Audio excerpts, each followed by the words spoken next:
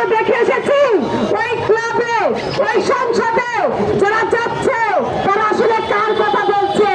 আপনারা দেখেছেন যখন বিভিন্ন বাজেট হয় ওই বাজেট হয় ওই ধনী ধনীদের বাজেট, ওই বাজেট হয় পকেট ভরার বাজেট। ওই সংসদে ধনীদের পক্ষে যখন দেখা যাচ্ছে ওই বাজেট হচ্ছে, আমাদের শ্রমজীবী মেহনতি মানুষের পক্ষে কোনো কথা কোনো বাজেট সেখানে হয় না।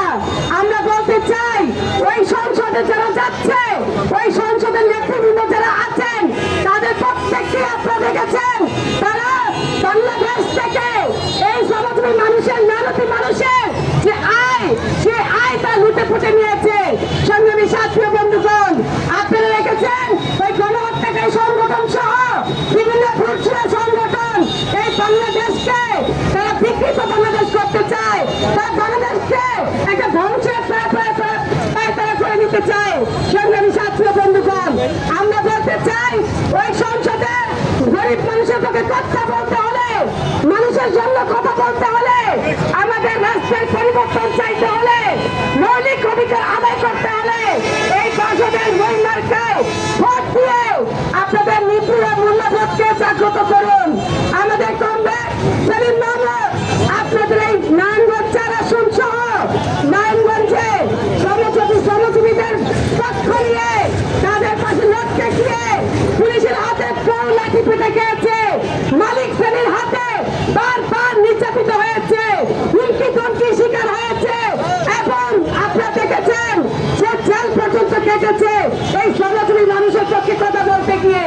সংগ্রামী ছাত্র বন্ধুগণ, আমাদের কমরেড সেলিম মাহমুদ আপনাদের জন্য আগামী সংসদ নির্বাচনে লড়ছে এবং সেই নির্বাচনে আপনাদের কণ্ঠের শিরোমণি হয়ে আগামী দিনে রাজপথে থাকবে।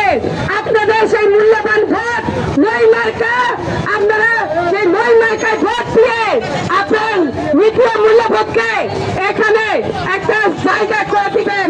সংগ্রামী ছাত্র বন্ধুগণ, আমরা একটু বলতে চাই যারা বাংলাদেশে বাসুদের পক্ষ থেকে এই নয় মার্কায় দাঁড়িয়েছেন তারা মেহনতি শ্রমজীবী মানুষের পক্ষ নিয়ে দাঁড়িয়েছেন।